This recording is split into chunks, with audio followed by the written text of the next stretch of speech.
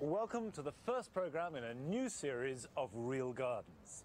As usual, we're going to be working with a varied group of enthusiastic amateurs and watching their progress week by week. But this is not about a quick fix, and although I hope we're going to be sharing their successes, it is about the reality of gardening at home. And there just might be a few failures on the road as well. This week, Anne-Marie Powell is in rainy Stockport, training a young couple to be lumberjacks. I'm not coming back here again. Emma! Do you want to properly pass through here? Yes, I do want to. Carol Klein is with a planterholic, fighting her way through a suburban jungle in Suffolk. And I'm in a vast Norfolk garden, helping a woman with hugely ambitious plans. Appreciate the view.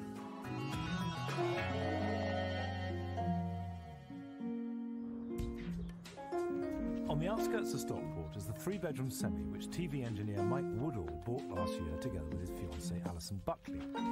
They plan to redesign both the house and garden over the course of this summer. The couple grew up on the same street and have known each other all their lives, but they won't live together until they get married next year. And if you think the place looks a mess, you should have seen the garden before they took it over. Just a jungle. 6 or 7 foot high in weeds. Grass hadn't been mown for 18 months. It was just a complete mess. We want children, and we want quite a few kids. So the garden's got to be practical for that. Alison's a trained chef, so we'd like lots of vegetables, a nice veg patch. Herbs. And colour. That's my main priority at the moment. I just want plenty of colour, massive colour in my garden, happy garden.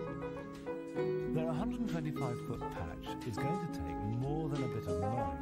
I don't know anything about gardening, not a dicky bird, not a thing, but I'm really willing to learn. Who better to take them around than Anne-Marie Powell? Yeah, this is the back garden.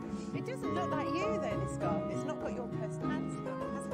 We've not done anything. All we've done is cut back and plant a few bulbs just to give us a bit of colour for this year. So you don't mind working? No. We love it. Got to get stuck in, haven't you? Yeah. At the moment, you've got the ubiquitous garden lawn, haven't you, with a path straight down the middle of it, very British. And then you've got these trees, which block this lovely view here, actually. That one we'd like to come out, and possibly the other one as well. Right. Block out too much light. They're right smack bang in the middle, aren't they? You come round here and you've got a totally different garden here, haven't you? Yeah, as I say, this was just a jungle. I like this bit best, actually. Yeah. It's a bit tiny. Sense of adventure, isn't there? This area around here used to be a pond.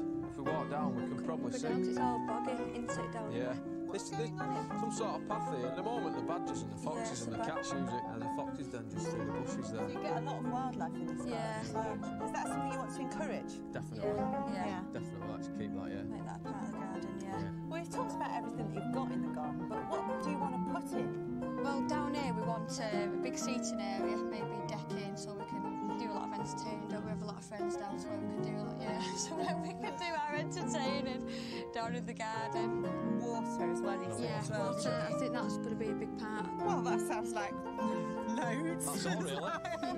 My hands hurt already. What are you thinking about it? I really do.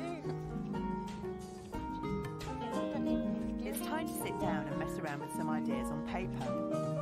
That boring lawn and path has got to go, but I love the wild area, and I think we should fill it with bog-loving plants and build a raised boardwalk to see them from. We could even have running water down there. Yeah? Not bad there.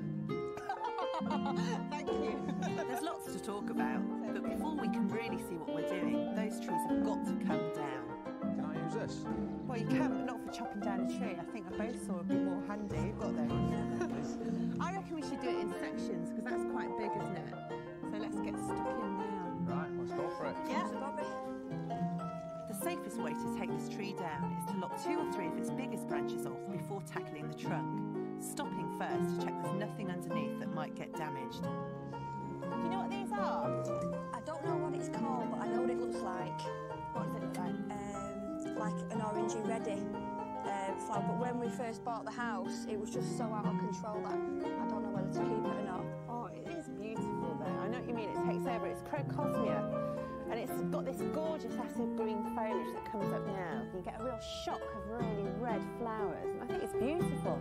Just needs needs controlling. I think get rid of some, give it away to your friends and keep the rest. Yeah, that's great. Yeah. Right, tools out. Tools out. Let's just chop this bit off first. So I'm going to climb up, chopping bits down as I go. And I need a lift going up here. Does that mean I get to touch your bottom? Do. Fantastic.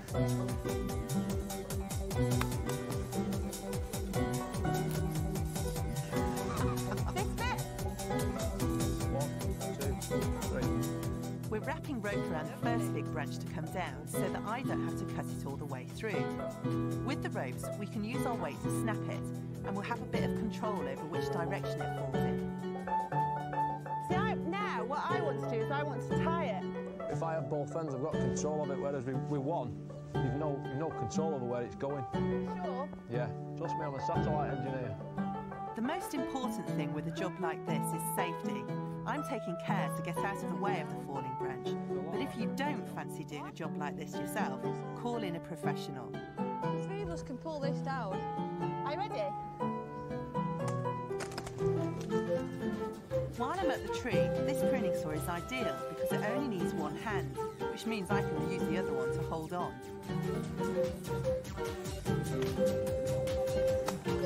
Hey! Don't you reckon that now we've got most of that down, we're not bothered with the third branch, just get it done? Especially with the weather being so bad. I just want to get it finished and over with because it's horrible, isn't it? Yeah, come on. Right, that side. We're making the first cut at an angle on the side of the tree facing up the garden because that's the side we want the tree to fall. Are you ready? You're going to start, shall I? Ready? Then we cut downwards to make a wedge, which we'll knock out later to make the tree fall in the right direction. We also have to make a cut on the other side, but not all the way through. What do you reckon? Not for a pull. Should we give it a go? If you want, yeah. Take it out then. Right. The ropes will do the rest. Look at it move! Keep pulling. 30 minutes later, it's still raining and the tree still isn't down. There we go. Yeah! Oh, that was hard work, wasn't it? I'm not coming back here again. Ever! These trees were far too big for this garden and sapped it of light, moisture and nourishment. Now Mike and Alison can start again with some smaller trees which won't spoil the view. That was much harder than I thought. Look at the state of us! Come on, your face, come here. Back it off for me, Look, darling. there you go. You look much better. You've got a now. bit there as well. There you go. But next time, though, it'd be great if you could get some more of this back area all cleared up, wouldn't it? Get that old compost bin out and all these piles of scrap that are all around the place, and we've got a real clean start then, haven't we? Yeah, have to get stuck in, won't we? We will, yeah.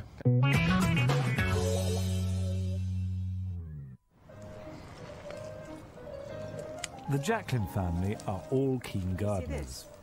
They live in an old farmhouse surrounded by an enormous 3-acre garden near the north coast of Norfolk. But it wasn't always like this. 5 years ago, the family were living in London with a garden barely big enough for a scratch game of cricket.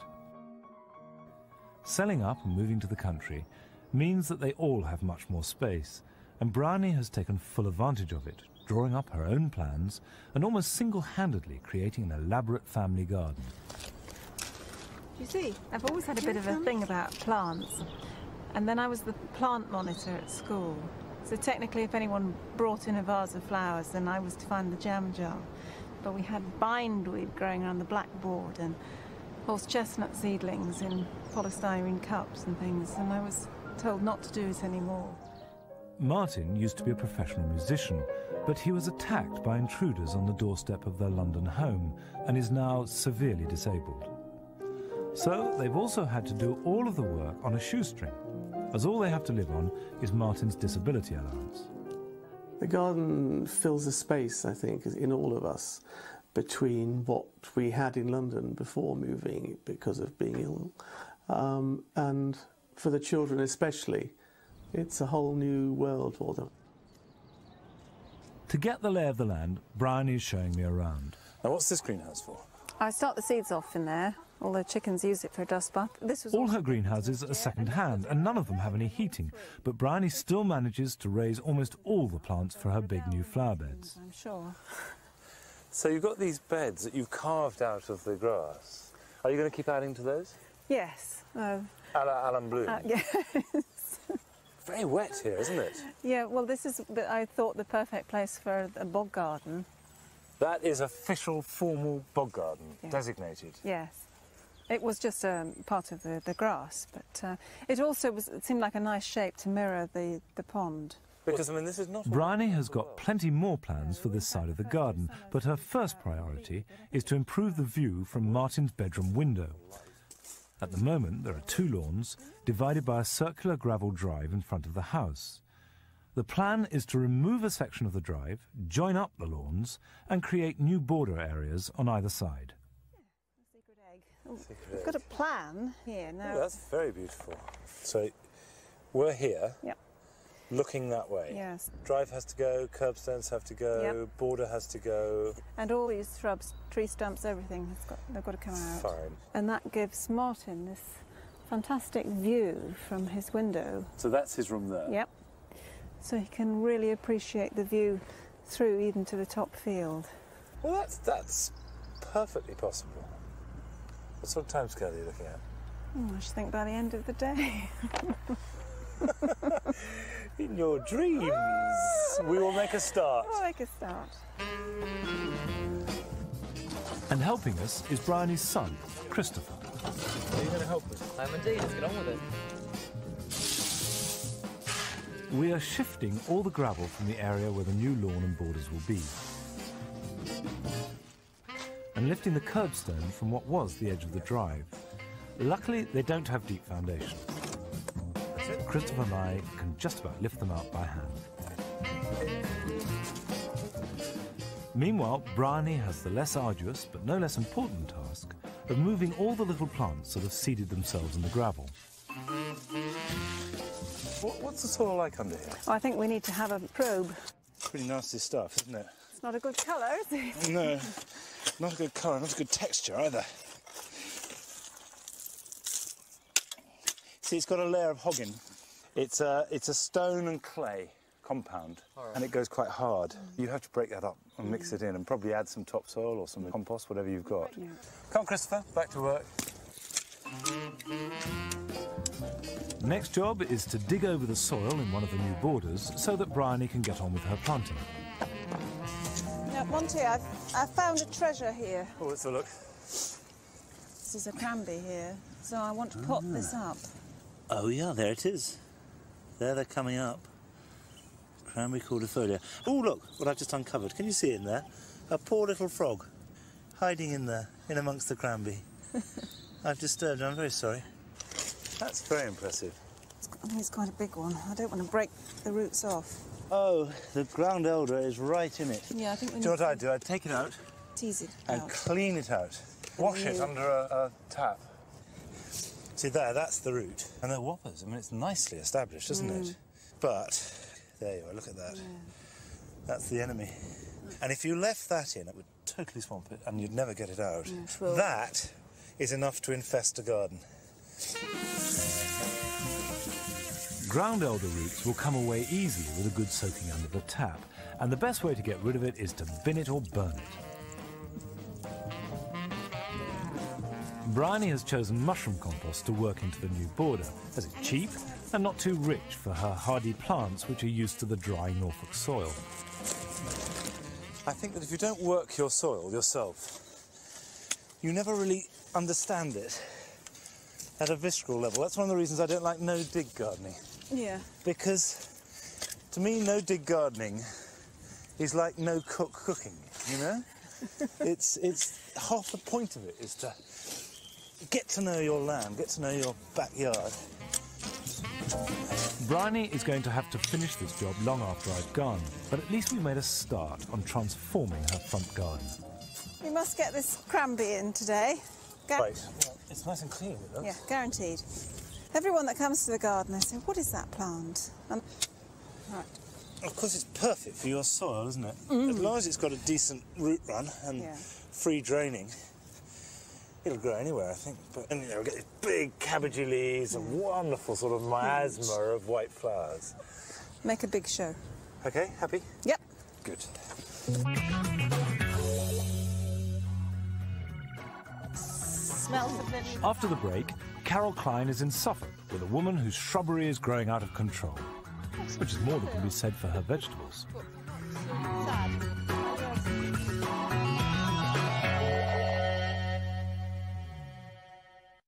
Welcome back. Now, cowslips are one of my favourite plants, and if you're lucky enough to have them in the garden, you can increase your stock really easily. Now, we've got a clump there, and that can be divided. But also, if you look there are little seedlings growing, and some more down here that are perfect size for just digging up and potting on. Just dig them up carefully. And there's just one there, and you can see it's got quite a nice root system there. Stick them in a little pot with a bit of John Innes compost, and put them in a cool place until the autumn, when you can plant them out, about 9-inch spacing, by which time there'll be nice strong plants and will flower next year. And by doing this, you're getting plants for free, you're increasing your stock of plants, and I don't think there's anything more pleasurable in the whole of gardening than propagating from your own stock. Now, we're off to Felixstowe, where Carol Klein's first real garden of this series is a jungle belonging to a plantaholic. Diana Harold lives alone in the suburbs of Felixstowe. She was married at one time and has 3 children who've long since grown up and left home. 5 years ago, Diana moved to her present home only a few hundred yards from the sea, where a once beautiful garden had become completely overgrown. She's cleared the worst of the undergrowth, but it still constantly threatens to overwhelm her. Diana retired last year after many happy years teaching at a local school, and now she's got much more time to look after her garden, which surrounds the house on all 4 sides. But she still needs help, clearing the undergrowth, sorting out some of the more muddled planting, and finding a home for the scores of plants which she just can't seem to help buying. If I go out for a jar of coffee, I come back with a jar of coffee and a plant. I just can't leave them alone. Unfortunately, the garden isn't quite ready for all of them. That's why they're here, standing, looking lovely, but not in the garden yet. Diana is taking Carol Klein round the garden, and Carol can see straight away that the whole of her woodland area needs a lot of sorting out. This is a jungle. Yes, it is a jungle. If you come past this bay and through here, yeah, I really need a walkway all the way through this shrubbery, because in the summer you just can't get through it. But you're going to have to make some serious choices. I mean, right here you're going to have to decide which is to go, your acanthus or your aucuba. I know which one I want it to be. I have got to keep my acanthus because in the summer you can see from the old dead stems that the flowers come right up and they're beautiful. Yeah, absolutely beautiful. So this... Yeah, I don't like it anyway. Yes, has it all got to go? No, we can just give it a really severe chop. A haircut. And then we can get through. Go on, forge ahead. Lovely. And here, got a wonderful clump of snowflake. Oh, yeah. Yes? Yeah, Leucodia mistivum. I'll take your word for it, but I like to call it snowflake. Yeah, why not? It's really beautiful. Look at all these flowers to come. I know, very pretty. I have got another clump further down the garden that needs moving. So where's this? Diana's got lots of lovely plants, but they've all been left to their own devices for so long that a lot of them need cutting back or lifting and dividing. So we'll make a start with a clump of snowflakes by the bonfire site. A clump of leucodium in question? Yes. They are congested, but they're still flowering quite well. Yes. They'd just be so much better if separated. And this is a jolly good time to do it. Yes. Even though it's flowering? Yeah, I mean, it's a shame because you'll lose the real beauty of the clump, but you've got others, haven't you? Oh, absolutely, yes. And you've got to move these sort of things in the green. Yes. You know, they've got to be in growth. Look at that. I wonder how many are there. Good gracious. Is it all right to take the soil off? Yeah, it's better to take the soil off and expose the individual bulbs. Fantastic fat bulbs. They are. Aren't they beautiful? Yes, that's what happens when you live on a bonfire. We've split up the clump into separate bulbs, Yes, and we're going to replant them on the edge of the woodland. Is the soil going to be as friable and easy here? I think this bit should be all right. Where do you think? Round here first? Yes, and some round the back. Because you've got very sandy, light soil, really, haven't you? Yes. Yeah, you want to make the hole nice and deep. I mean, this plant occurs naturally in the wild, beside rivers and streams. Oh. So it likes quite nice, damp soil, really. They do grow well all over the place. All over the garden they grow beautifully, yes, so we should be OK, as long as I water it in. Water them in and then also retain the moisture with a mulch later on, you know, just mulch them with some good leaf mould or some old compost. Yes. Come on then. Going to have a go?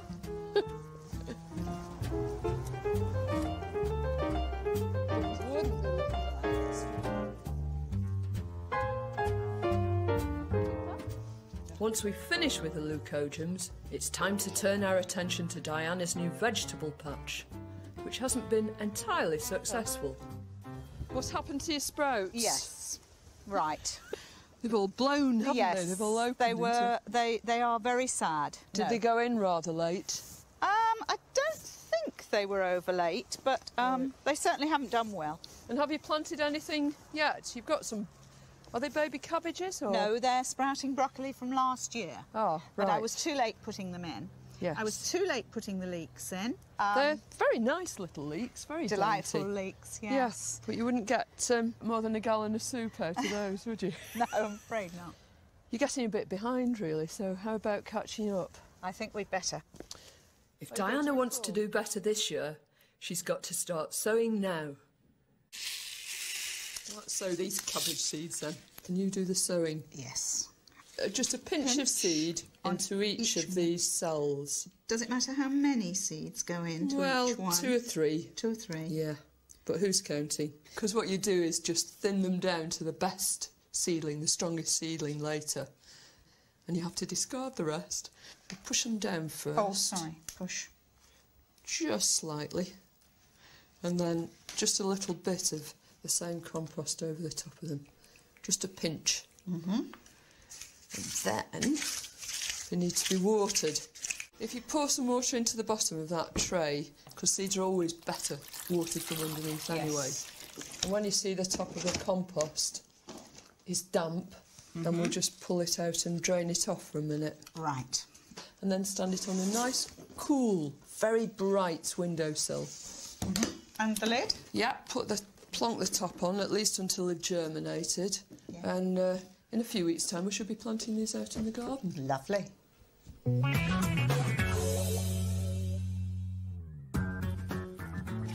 Next week, Carol is going down to Devon, where she joins a couple of police officers who lead a double life as passionate gardeners.